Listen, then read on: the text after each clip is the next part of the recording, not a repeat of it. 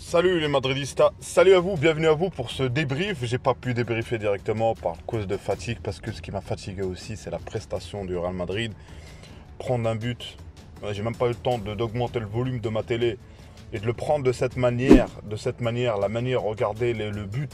Le but c'est un amateurisme, c'est un foot de quartier en voyant tous les joueurs. Hier, 3-1-1, tu perds 2-1 dans un match préparatoire, c'est pas grave. Mais la façon comment tu perds et tu prends 3 buts contre le Barça, tu prends 3 buts contre la Juventus que je vous signale ne joue rien. La Juventus n'a rien à jouer cette saison. Et tu prends ça. De plus, mettre Ancelotti, j'allais dire, je vais parler après d'Ancelotti les amis, de mettre Kroos et Modric, je ne parle pas de compétences de ces joueurs-là, on les connaît. En même temps, ça, le duo Nacho-Rodiger, Vasquez, ou la plupart de ses centres, ou la moindre pressing de l'adversaire, il ne sait pas quoi faire avec le ballon. Donc beaucoup d'erreurs, déjà beaucoup de casting. Là, vous savez, la moyenne d'âge avec l'équipe qui est rentrée titulaire de Ancelotti était de 29 ans. On était à 29 ans. Donc c'est-à-dire à 29 ans, tu as une équipe que, physiquement parlant, on a besoin de la jeunesse, on a besoin de plein de choses. Et sans parler de la fin du match, en mettant Carvajal gauche, Odriozola, ok, t'essaies, mais t'essaies quoi? C'est-à-dire Odriozola peut-être qu'il va jouer à droite, Carvajal peut-être qu'il peut dépanner à gauche.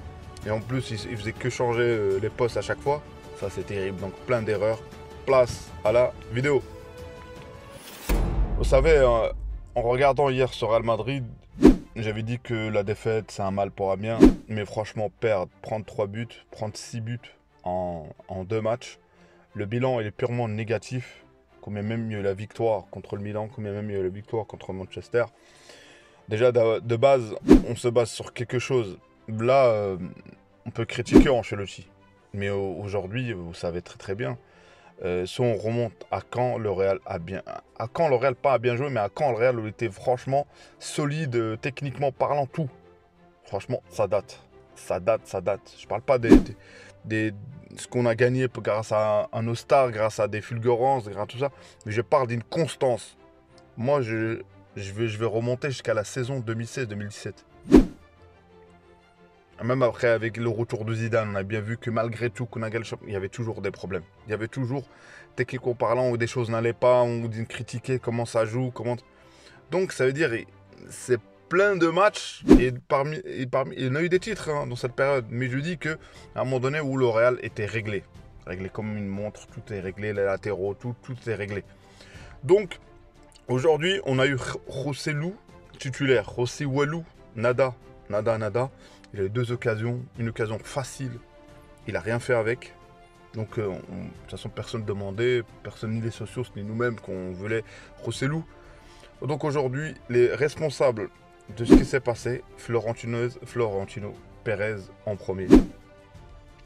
Ancelotti, des critiques sévères, parce que hier, regardez bien le pressing que le Real faisait et le repli d'offensive, ils allaient tous sur un joueur. T'avais Camavinga, t'avais au moins 4-5 joueurs sur... c'est pour ça qu'il y avait du vide. Regardez le premier but.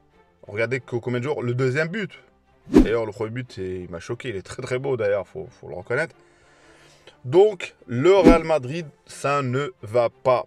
Ça ne va pas. Cette saison, ça annonce pas que... voilà, je me suis dit, on a eu un trompe-l'œil contre Manchester United. Et après ça, on a eu des essais.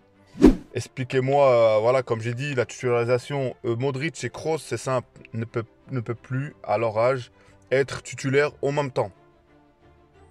Ne peuvent plus être titulaires. J'aurais bien voulu voir Tchouaméni.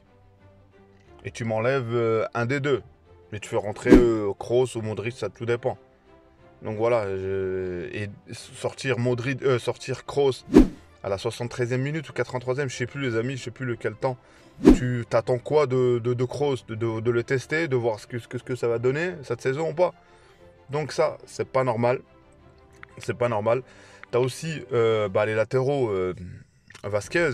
Vasquez, il est obsolète. C'est une obsolescence. Real Madrid, rien que le moindre pressing de tout de l'effectif de la Juventus. Donc il y a plein de problèmes de ce Real Madrid. On ne peut pas pardonner 3 buts, encaisser 3 buts, c'est pas normal. Vinicius a été mis comme attaquant, le but il est beau, félicitations d'ailleurs, une fois que Vinicius est sorti, offensivement il n'y a plus rien. On a certes peut-être eu le ballon, la Juventus a reculé pendant presque tout le match, mais on a fait quoi avec la balle? On a fait quoi avec le ballon? C'est quoi les occasions qu'on a eues? Donc le but que Vinicius met, tu n'auras pas ça souvent, on va pas dire oui c'est bon, on aura des... Non, tu as mis le but parce que l'adversaire avait pas baissé le bloc. Mais une fois que l'adversaire se met en défense, Vinicius n'aura pas ces occasions-là. Où il peut partir sur la passe de Kroos et il part. Donc, c'est-à-dire, il y a un gros problème dans ce Real Madrid. Et Ancelotti doit, comment dire, je sais pas. Est-ce qu'il faut prendre un entraîneur ou pas? Je sais pas. Je sais pas, les amis. Mais les critiques, ils sont justes. Les critiques, qu'est-ce que veut faire Ancelotti? C'est quoi le projet? On est parti sur un losange. On a bien vu que on n'a pas les armes. Là, concrètement, on n'a pas les armes pour faire ce schéma de jeu.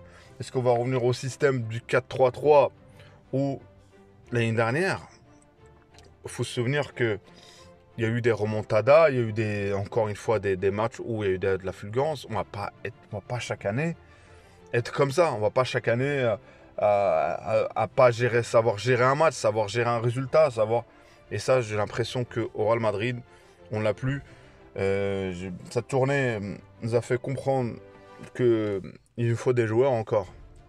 Il nous faut des latéraux. Le duo Nacho-Rodiger, j'ai pas compris. J'aurais voulu vous voir tester Rodiger à la bas. Encore une fois. Nacho, voilà, je sais pas quoi dire. Franchement, je sais pas quoi dire. Dégoûté. Mon analyse, c'est que le Real Madrid, on va souffrir cette saison s'il n'y a pas un électrochoc. Est-ce que Ancelotti doit partir ou pas? La question se pose aujourd'hui. La question se pose sincèrement. Sur ce que j'ai vu. Vous pouvez me dire que je vais trop vite, je sais pas, mais en tout cas la question se pose. Le projet, je ne le comprends pas sur le terrain. À moins que je comprenais au début ce qu'il voulait faire, mais le projet de mettre en même temps Kroos et Modric, en sachant que c'est pas possible. C'est pas un match amical, c'est un match de préparation. Et dans un match de préparation, il y a des choses que tu dois pas faire. Le pressing, on le sait pas faire. Le pressing, on fait comme des gamins, on court tous partout sur le même joueur. Le repli défensif, j'ai jamais vu ça au Real, où tu as 5 joueurs qui basculent sur tout le côté et on laissant le vide, un côté gauche, un côté droit. Donc voilà, c'est ça qui m'a énervé hier soir sur ce match-là. Donc voilà. Donnez-vous vos commentaires, vos critiques, ou peut-être vous n'êtes pas d'accord avec moi sur ce que j'ai dit. Et moi, c'est une analyse, pas à chaud, mais à froid, parce que voilà, le match il est passé. Je préférais faire ça le matin. Et d'ailleurs, je ferai une vidéo tout à l'heure, Inch'Allah. Merci à vous pour le soutien. Pour ceux qui me découvrent, c'est Abdel Foot, ça parle de football, ça parle notamment du Real Madrid. Si vous n'êtes pas abonné, abonnez-vous, commentez, likez. À une prochaine vidéo. Ciao, ciao les amis.